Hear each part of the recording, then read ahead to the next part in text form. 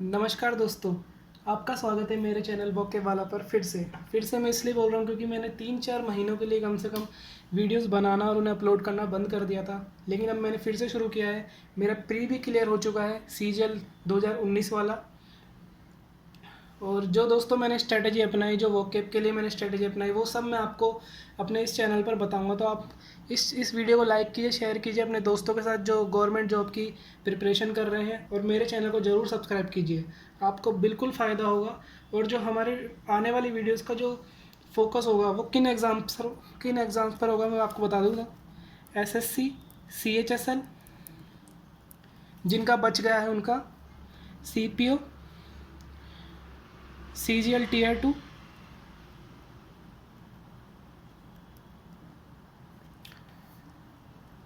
और SSC JE, और selection post वाला जो एग्ज़ाम है आपका, यानी कि एसएससी की जितने भी आने वाले एग्ज़ाम्स हैं उनको फोकस करते हुए मैं सारी वीडियोस होंगी। और आज की वीडियोस में सिर्फ 20 वर्ड्स होंगे, तो आगे आने वाली वीडियोस में आपको और अधिक वर्ड्स देखने को मिलेंगे। तो चलिए दोस्तों, शुरू करते हैं आज की अपनी वीडियो। हाँ दोस्तों, मैं ये भी बताना चाहूँगा, जो मेरी शुरू की कुछ वीडियोज़ होगी उसमें प्रीवियस ईयर के जो वोकैब सेक्शन होगा, जो सारी वोकैब्स होगी वो प्रीवियस ईयर की होगी। और बीच बीच में मैं द हिंदू की वोकैब और जो नई वोकैब से जो बुक्स में दी हुई है, जो आज तक पूछी नहीं गई है, वो भी मैं कवर करूँगा। तो दोस्तों, आपका पूरा वोकैब सेक्शन में कवर करके चलूँगा। ठीक है दोस्तों, चलिए शुरू करते हैं। दोस्तों, हमारा पहला वर्ड है आज का स्पैस्मोडिक। SPASMODIC, spasmodic. दोस्तों, स्पैस्मोडिक का मतलब होता है अनियमित। अनियमित यानी इर्रेगुलर, यानी कि ऐसी चीज़ जो इर्रेगुलर हो। और इसका एक दूसरा मीनिंग भी होता है अकस्मात घटित, यानी ऐसी चीज़ जो अचानक से घट जाए उसे हम बोलेंगे स्पैस्मोडिक। ठीक है दोस्तों, मैंने नया तरीका शुरू करा है ताकि आपको मुझे वीडियो बनाने में भी इतनी मेहनत ना लगे और आपको समझने में भी काफ़ी आसानी हो। इसलिए मैं पेन पेपर वाली वीडियोस बना रहा हूँ, ये काफ़ी इफ़ेक्टिव भी होती है। और आगे आने वाली वीडियोस में मैं जो भी वोकैब कराऊँगा उसकी PDF अपने डिस्क्रिप्शन बॉक्स में दे दूँगा। तो ऐसे तो आप सीख लीजिए, अभी तो आप नोट्स बना लीजिए इनके। और आगे आने वाली वीडियोस में क्या पता मैं इसी वीडियो में उसका PDF डाल दूँ, तो आपको वहाँ से आपको डाउनलोड करना है और उनको वहाँ से रिवाइज़ करना है। लेकिन अभी फ़िलहाल के लिए ऐसे ही सीखना है। तो अगला वर्ड है हमारा दोस्तों कैटाकोनिक। CATAN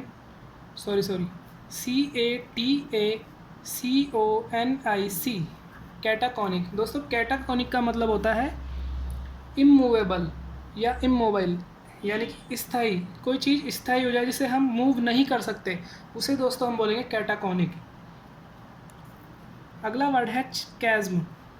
चैज़्म का मतलब दोस्तों होता है चट्टान आदि में गहरा गड्ढा। चट्टान आदि में गहरा गड्ढा।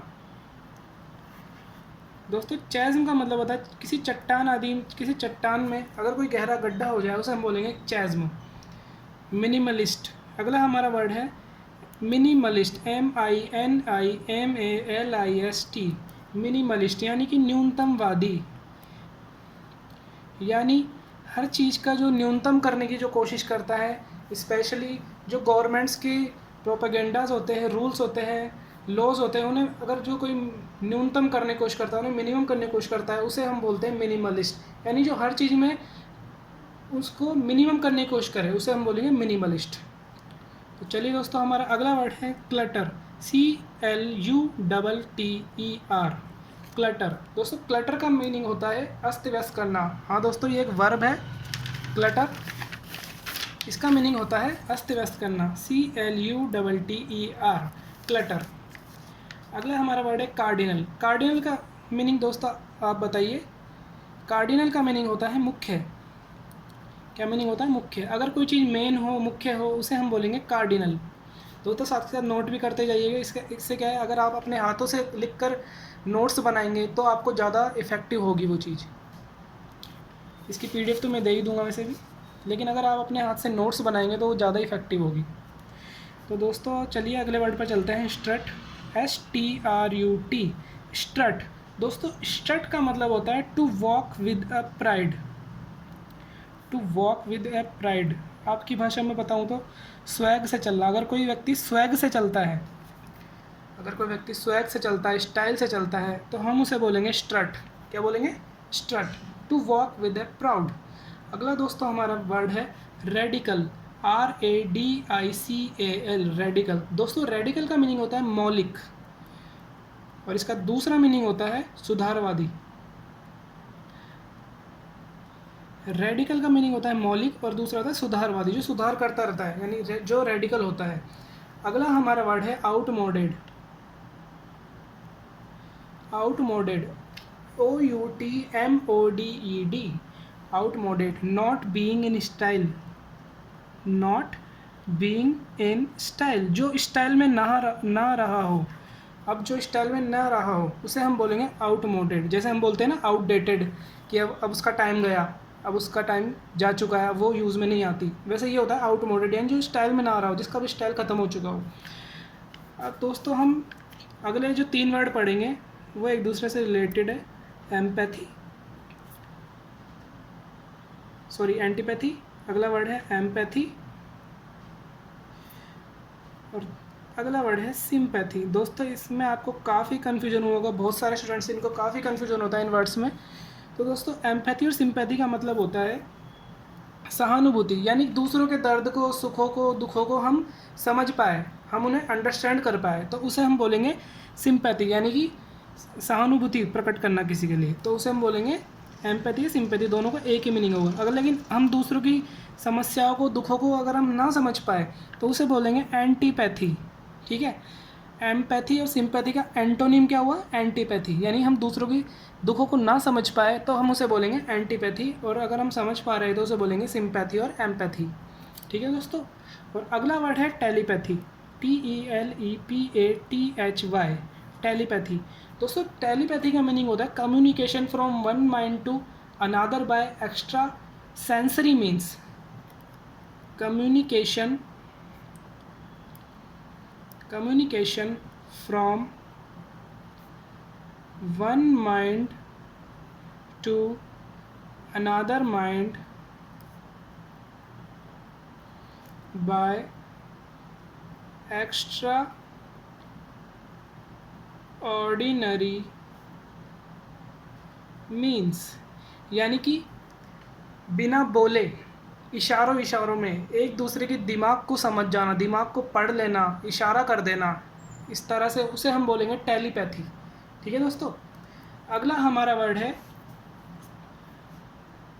दोस्तों वर्ड नहीं दोस्तों, ये एक तरह से ईडियम है, मैं कुछ बीच में ईडियम्स भी कराता रहूँगा, इसका आपको ही फ़ायदा होगा। अगला हमारा जो वर्ड है यानी वोकैब है वो है wrap up my head around it, wrap up my head around it.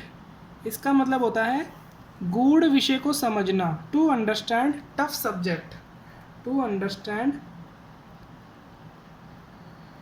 Difficult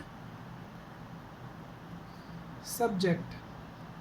यानी कि अगर किसी गूढ़ विषय को हम समझ रहे हैं, किसी गूढ़ बात को, किसी ज्ञान को ले रहे हैं, ऐसा कोई सब्जेक्ट हो जो बहुत ही गहरा हो, गूढ़ हो, कठिन हो, उसे हम अगर समझ रहे हैं तो उसे हम क्या बोलेंगे? Wrap up my head around it. अगला जो हमारा वोकैब है दोस्तों वो है bark up the wrong tree, bark up the wrong tree, bark up the wrong tree. दोस्तों इसका मीनिंग होता है गलत होना, यानी किसी बारे में हम बहुत देर से बहसबाजी कर रहे हैं, ठीक है, और हमें उसका कुछ आइडिया ही नहीं है, उसके बारे में कुछ हमें पता ही नहीं है, फिर भी हम उसमें बहसबाजी कर रहे हैं, डिस्कशन करे जा रहे हैं, ठीक है, तो हम उसे बोलेंगे bark up the wrong tree, यानी कि गलत होना। अगला हमारा वोकैब यानी कि ईडियम है cry my eyes out, cry,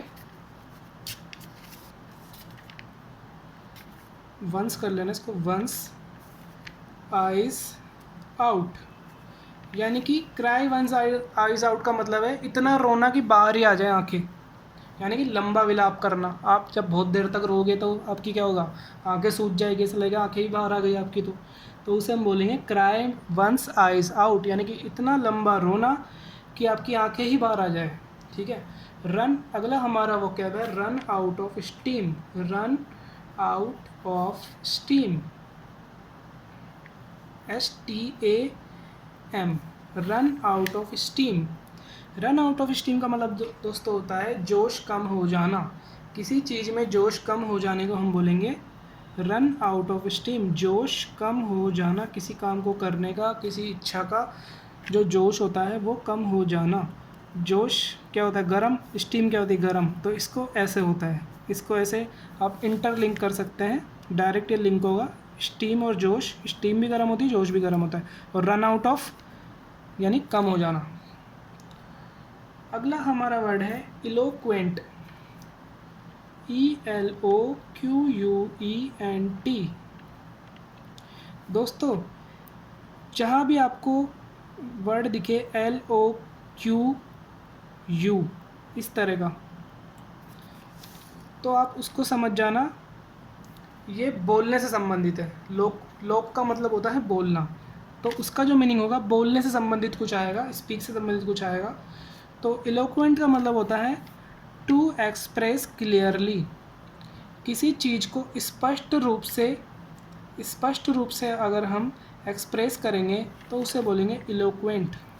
ठीक है दोस्तों, इसके सिनोनिम्स मैं आपको बता देता हूँ।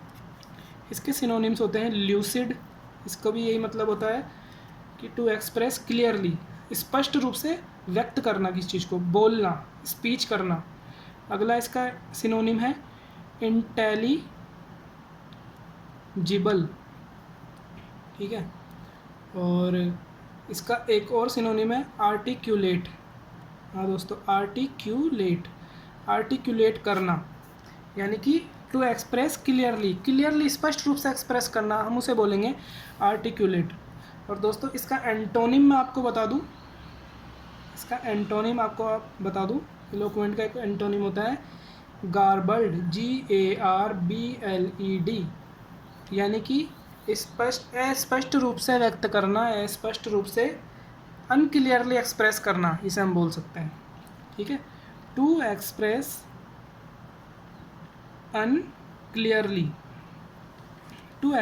अनक्लियरली। तो चलो दोस्तों, ये आज का वीडियो ख़त्म होता है। आप मेरे को सपोर्ट कीजिए, चैनल को सब्सक्राइब कीजिए, वीडियो को लाइक कीजिए, शेयर कीजिए, कमेंट करके बताइए अगर मुझ में कुछ कमी है तो, और बाकी आपको हेल्प मिली जाएगी। अगर आप वोकैब देखो दोस्तों, वोकैब ऐसी चीज़ है जिसको अगर आप खुद पढ़ोगे तो वो याद होगी, लेकिन इतना लंबे समय तक याद नहीं होगी। ठीक है। और अगर किसी और से पढ़ोगे तो उसमें भी वो इफ़ेक्ट पड़ेगा, लेकिन असली इफ़ेक्ट ये पड़ेगा जैसे आप खुद कोई 50, जैसे मान लो आप 50 वर्ड्स एक दिन के याद करते हो, 50 वोकैब आप एक दिन के याद करते हो, उसको आपको लर्न करने में 1 घंटे से 1 घंटा 20 मिनट लगता है। ठीक है। तो वही टाइम वहाँ कम हो जाता है अगर आप किसी से सीखते हो। तो वही 50 वर्ड अगर आप किसी से सीखते हो, किसी कोई वीडियो देख के सीखते हो या पढ़ते हो या याद करते हो, तो आपको वो 1 घंटे से भी कम में समझ आ जाएंगे। यानी कि अगर वो वीडियो 30 मिनट का भी हुआ या 20 मिनट का भी हो तो आपको ज़्यादा से ज़्यादा 1-2 बार देखने की ज़रूरत पड़ेगी, उसके बाद रिवाइज़ करना पड़ेगा बस। और आपको वर्ड्स बहुत काफ़ी लंबे समय तक याद भी रहेंगे और आपका टाइम भी काफ़ी बचेगा। ठीक है दोस्तों, तो थोड़ा सा टाइम निकाल के वीडियोस देखिए, आपको ज़रूर फ़ायदा होगा। चैनल को सब्सक्राइब कीजिए, वीडियो लाइक कीजिए और शेयर कीजिए, कमेंट कीजिए। चलो दोस्तों, मिलते हैं अगली वीडियो में। Thank you.